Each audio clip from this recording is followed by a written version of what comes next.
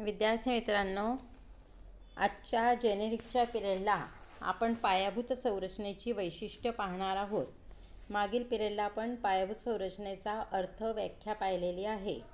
आजच्या पिरियडला वैशिष्ट्य पाहणार आहोत. तसेच एस-वायच्या पिरियडला सुद्धा एस-वायच्या जनरलमध्ये सुद्धा तुमचा हा विषय झालेला आहे, पण तो पुन्हा तुम्हाला नव्यानं इथं अभ्यासावा लागणार आहे. तर पायाभूत संरचनेची वैशिष्ट्य ही विविध आहे. तर विविध मुद्द्यांच्या सहाय्याने आपण पायाभूत संरचनेची वैशिष्ट्य आता बघूया. तर पायाभूत संरचनेचं पहिलं वैशिष्ट्य म्हणजे गतिशीलता.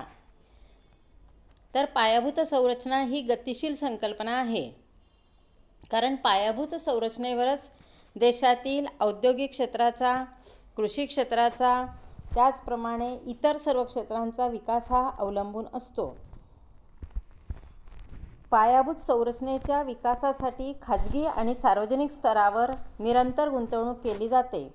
विकास कितीही झाला तरी पायाभूत संरचना विकास कधीही पूर्ण होत नाही, कारण काही ना काही कमतरता ह्या विकासामध्ये राहतच असते.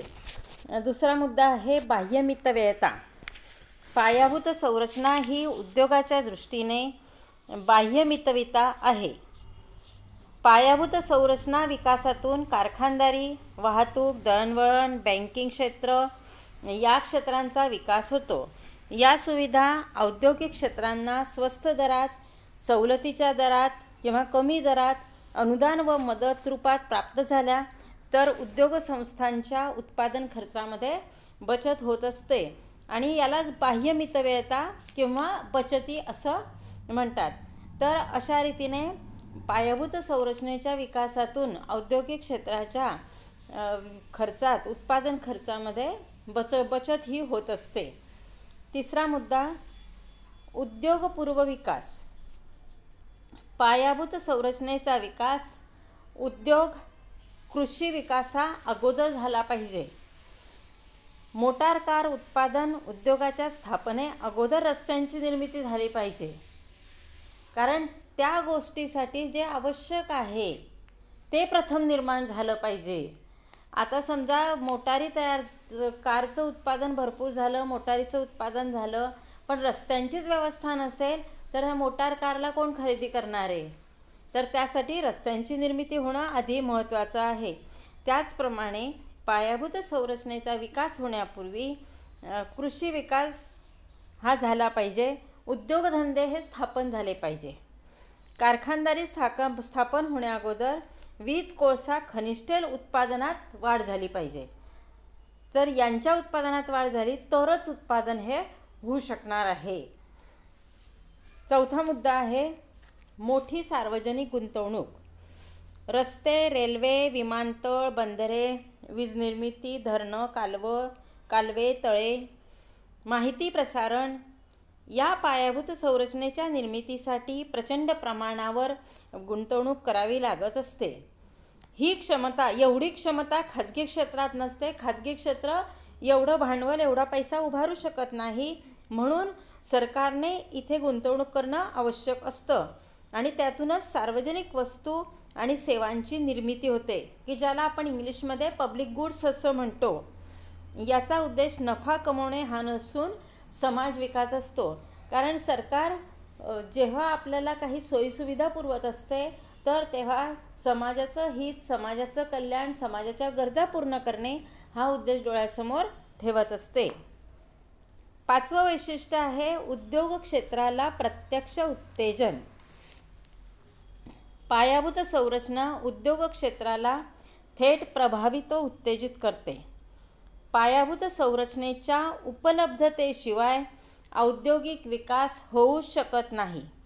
औद्योगिकरणाची पहिली आणि आवश्यक अट म्हणजे पायाभूत संरचनांची निर्मिती होय. जर पायाभूत संरचनांची निर्मिती झाली नाही तर औद्योगिक क्षेत्रसुद्धा स्थापन होऊ शकणार नाही. तर अशा रीतीने औद्योगिक क्षेत्राला प्रत्यक्षपणे पायाभूत संरचना ही उत्तेजित करत असते. सहावा मुद्दा आहे वैश्विक परिदृश्याची तुलना. पायाभूत संरचनेला नेहमी एक वैश्विक परिदृश्याच्या रूपात पाहिलं जातं.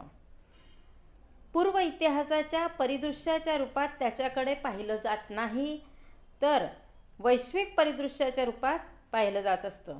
उदाहरणार्थ, मागील 10 वर्षाच्या तुलनेत भारतात 200 किलोमीटरचा एक्सप्रेस हायवे तयार करण्यात आला. अशी तुलना करणं चुकीचं आहे, योग्य नाही. याच कालावधीत चीनमध्ये 25,000 किलोमीटरचा जो एक्सप्रेस हायवे तयार झाला त्याच्याशी तुलना केली तर हा विकास 10%पेक्षाही कमी दिसतो. थोडक्यात तुलना जी करायची आहे ती मागील काळाशी नाही, तर जगातील इतर देशांशी करायची आहे आणि यालाच वैश्विक परिदृश्य असं म्हणतात. कारण इतर देशांशी तुलना केल्यावरच आपण कुठे मागे आहोत हे आपल्याला कळणार आहे आणि विकासाच्या दृष्टीनं आपल्याला प्रयत्न करता येणार आहेत. 7वं वैशिष्ट्य आहे देखभाल करण्यात सातत्य. वाहतूक व दळणवळण या पायाभूत संरचनेची वापराबरोबरच मोठी झीज होत असते. रस्त्यांच्या वापराबरोबरच रस्ते हे खराब होत असतात, खाचखळगे पडत असतात, त्यांची पुन्हा दुरुस्तीही आवश्यक असतात. पुलाचा वापर झाल्यामुळे पुलाचं खच्चीकरण होत असतं आणि यातून मग रस्ते खराब झाल्यावरती, पूल खराब झाल्यावरती वाहतुकीत अडथळे येत असतात आणि ते येऊ नये त्यासाठी, ॲक्सिडेंट होऊ नये यासाठी त्यांच्या देखभालीवर सतत खर्च करावा लागतो. म्हणजेच पायाभूत संरचना एकदा निर्माण केल्यावरती सुद्धा तिच्यावरती पुन्हा पुन्हा खर्च हा करावा लागत असतो. आणि 8वं वैशिष्ट्य म्हणजे प्रभावकारी विकास. प्रभावकारी विकास. पायाभूत संरचनाचा विकास हा नेहमी प्रभावकारी असावा, प्रभावी असावा. उदाहरणार्थ, भारतातील हैदराबाद येथील विमानतळ हे खऱ्या अर्थाने जागतिक स्तरावरील आहे. या विमानतळावर जलद चेक इन चेकआउट सुविधा आहे. वाहतुकीचा वेग तिथला वाढलेला आहे. जेवढा वेळ प्रवास करण्यासाठी लागला तेवढाच वेळ चेक इन आउटसाठी लागला, तर पायाभूत संरचना प्रभावकारी नाही असंच म्हणावं लागेल. तर अशा रीतीने चेक इन आउट सुविधा तिथे चांगली आहे, पटापट चेक इन होतं आणि म्हणून हैदराबाद विमानतळाचं कौतुक हे केलं जातं की जागतिक स्तराच्या तुलनेने हे योग्य विमानतळ आहे असं म्हटलं जातं. तर अशा रीतीने पायाभूत संरचनाची प्रमुख वैशिष्ट्य आपल्याला इथे पाहता येतात.